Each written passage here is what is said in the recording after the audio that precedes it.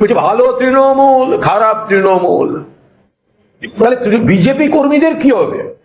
তারা তো একটা আইডিওলজিতে তৃণমূলের বিরুদ্ধেই নয় লড়ছিলেন। আমাদের দল থেকে রিজাইন করার 1 ঘন্টার মধ্যে আপনারা প্রার্থী তাদেরকে করতে বাধ্য হয়। মেনে নিন যে তৃণমূলে ভালো লোক থাকে, মেনে নিন তৃণমূলে ভালো লোক থাকে, যত ভালো লোক বিজেপিতে নেই। আজকের মুখ্যমন্ত্রীও আপনাদের রাজ্যে আপনাদের দল থেকে কোনো মুখ্যমন্ত্রী পাওয়া যায়নি।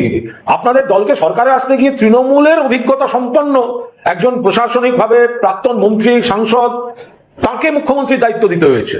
রাজ্যসভায় বিদ্রোহীদের ইস্তফা মডেল, লোকসভায় নয় কেন? তাহলে লোকসভা তো ইস্তফা দেওয়া উচিত। রাজ্যসভার বিদ্রোহীরা যদি ইস্তফা দিয়ে বলেন এই তো আমরা ইস্তফা দিলাম, তাহলে লোকসভার 20 জন অবিলম্বে ইস্তফা দিন। তারা আছেন কোথায়? এনসিপিআই না তৃণমূল কোথায় আছেন সেটাই তো বলতে পারছেন না। যে রাজ্যসভায় আবার বিজেপি জিতিয়ে আনছে বলে ইস্তফার বড় বড় কথা, আর লোকসভা বিধানসভা ইস্তফা দিলে আর ফিরে আসতে হবে না, এই জন্য কোনো ক্রমে আঁকড়ে বসে থাকা। বিজেপি কর্মীদের কথা ভাবুন, যাদের সঙ্গে আমাদের রাজনৈতিক বিরোধ থাকে, কিন্তু তাদেরকে দল এসব এলাকায় গন্ডগোল করতে, অমুক করতে ব্যবহার করছে। একে এটা ছোড়ো, ওকে ওটাই করো। আবার তৃণমূল থেকে কেউ এসে জয়েন করে ফেললে তারাই তো বিজেপির নেতা হয়ে যাচ্ছে। ভালো কি বিজেপির ভালো লোক ছিল না পশ্চিমবঙ্গেও যে রাজ্যসভায় যাওয়ার মতো? চাটন শিবির যারা অভিযোগ তুলছে তারা তো 2 মাস আগে ওই অ্যাকাউন্ট থেকে টাকা নিয়ে নির্বাচন করেছে। তারা কোন লজ্জায় এইসব অভিযোগ আনতে পারে? বিচারিতার একটা সীমা থাকে। 2 মাস নির্বাচন, যারা অভিযোগ করছেন তারাও তো 2 মাস আগে তৃণমূলের ওই অ্যাকাউন্ট থেকে তাদের ব্যাংক অ্যাকাউন্টে 25 লক্ষ টাকা করে গেছে। ওই অ্যাকাউন্টের ওই টাকা আমি নিলাম, আমার ভোটে খরচ করলাম, আমি এমএলএ হয়ে গেলাম, আমি টাকা ফেরত দিলাম না। অথচ আমি এখন বলছি ওই টাকাটা খারাপ, ওই ব্যাংক অ্যাকাউন্ট বন্ধ করে দেওয়া হোক। কি করে হতে পারে?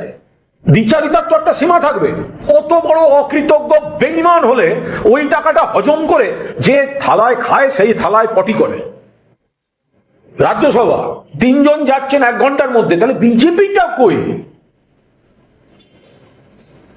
এটা বিজেপির যারা কর্মী সমর্থক তারা ভাবেন। আর যাকে তৃণমূলকে অ্যাটাক করবেন আপনি জানেন না কবে কোন তৃণমূল কোন অঙ্কে কোন স্বার্থে দুম করে আপনার দলে চলে যাবে, তাকেই তার নামে জিন্দাবাদ দিতে হবে।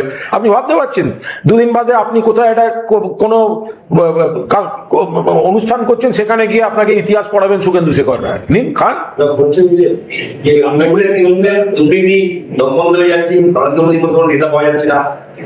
দমবন্ধটা যারা বলছেন তাদের শুধু বলুন টাইমিংটা। জহর সরকার তো যে সময়টা মতামত ভিন্ন হয়েছিল চলে গেছিলেন, তাকে তো কই অসম্মানিত হতে হয়নি। তার সঙ্গে তো এখন আমাদের ভালো সম্পর্ক, লাইন নাও মিলতে পারে। কিন্তু মমতা বন্দ্যোপাধ্যায় যতদিন ক্ষমতায় ততদিন দমবন্ধ হলো না। আর মমতা বন্দ্যোপাধ্যায় ক্ষমতা থেকে চলে যাওয়ার পর দমবন্ধ, মানুষ কিছু বোঝেন না।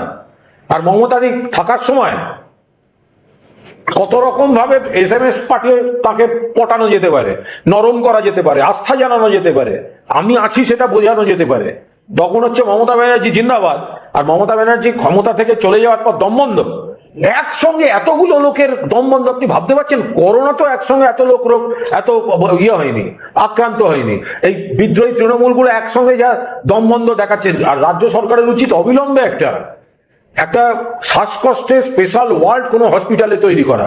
কারণ এখানে যত লোকের একসঙ্গে হঠাৎ কিছু MLA MP শ্বাসকষ্ট হচ্ছে একই সময়, তার জন্য একটা স্পেশাল ওয়ার্ড দরকার শ্বাসকষ্টের। রাজ্যসভার তৃণমূল সাংসদরা যারা বিজেপি জয়েন করে যে কথা দেখা যায়, ইতিমধ্যেই এনসিপিআই তৈরি হয়েছে। এবার এখানে বিধানসভা আলাদা পরিষদের দল তৈরি করে ফেলেছে। এরাও কি ভবিষ্যতে বিজেপির দিকেই সঙ্গে মিলিয়ে যাওয়ার? আমার একটা পরিষ্কার কথা, রাজ্যসভা যদি ইস্তফা দিয়ে থাকে, কারণ ওখানে বিজেপি আবার জিতিয়ে রাতারাতি ফেরত পাঠাতে পারবে। লোকসভার বিধানসভা ইস্তফা দিচ্ছে না কেন? বিদ্রোহীদের কি করে দুরকম নীতি হতে পারে? বিদ্রোহীদের নীতি কি করে দুরকম হতে পারে? রাজ্যসভারা বলছে আমরা বড় বিদ্রোহী, ইস্তফা দিয়ে দিলাম, দেখো। তাহলে লোকসভা ইস্তফা দিচ্ছে না কেন? তাহলে বিধানসভা ইস্তফা দিচ্ছে না কেন? তার কারণ মানুষের দরবারে এলে আর একবার ফিরে যেতে হবে না, পলিটিক্যাল ক্যারিয়ার ফিনিশড। সেই কারণে তারা ইস্তফা দিচ্ছেন না। নানা রকম ভাবে রাষ্ট্রশক্তির অপব্যবহার করে এই দলের ছায়ায় ওই দলের অমুক এইসব করে তারা কোনোভাবে তাদের MP MLA পদগুলো রাখতে চাইছেন। বলছিলাম যারা তো বিজেপি চালাচ্ছে, আমি তো বলছি তো বিজেপিটা তো অ্যালুমনি অ্যাসোসিয়েশন অফ তৃণমূল কংগ্রেসে পরিণত হয়েছে। নরেন্দ্র মোদী এবং সেখানে ছাত্র তৈরি হয়নি। ছাত্র তৈরি হয় না ওখানে, ওদের সঙ্গে লোক নেই, ওদের সঙ্গে উপযুক্ত বা যোগ্য লোক নিশ্চয়ই নেই, নইলে 3 জন তৃণমূল থেকে গিয়ে সঙ্গে সঙ্গে কি করে তাদেরকে 1 ঘন্টার মধ্যে আবার নমিনেশন দিয়ে দিতে অ্যানাউন্স হতে পারে? তার মানে ওদের সেরকম লোকজন তৈরি নেই। ফলে এই যারা এখন কাউন্সিলর থেকে আরম্ভ করে জেলার নেতা, যাদেরকে কিছু অংশকে কর্মীরা মমতাদির সঙ্গে আছেন, মানুষ মমতাদির সঙ্গে আছেন, কিন্তু যারা একটু এই পথ টথ দেখতে চাইছেন, তো তারা মনে করছেন যে ওদিকে গেলে আর বিজেপিকেও সেগুলোকে সমস্ত। আচ্ছা আপনি বলুন তো, বাজেটে নানা রকম দেখলাম যে নিরাপত্তায় এই বাহিনী তৈরি হয়েছে, ওই বাহিনী তৈরি হয়েছে, সেই বাহিনী তৈরি হয়েছে। বেইমান সুরক্ষা বাহিনী একটা তৈরি হয়েছে, আপনারা খেয়াল করেছেন? পুলিশের যে কটা বেইমানি করছে তাদের জন্য কটা পুলিশ নিযুক্ত হয়েছে, খোঁজ নিন তো। বেইমান সুরক্ষা বাহিনী, বেইমানি করলেই 3টে পুলিশ 4টে পুলিশ বাড়তি দিয়ে দিচ্ছে। এই যে বেইমান সুরক্ষা বাহিনী রাজ্য পুলিশে তৈরি হয়েছে, এগুলো তো সব দেখা। একটা সময় আমার নিরাপত্তা ছিল, কোর্ট দিয়েছিল, কোর্ট তো নতুন সরকার কোর্টে সেটা রাখেননি, এখন যেটা এমএলএ হিসেবে যেটুকু সেটা। কিন্তু এখনই যদি বেইমানি ওই রাস্তায় নাম লিখিয়ে ফেলি, তাহলে কিন্তু বেইমানি সুরক্ষা বাহিনী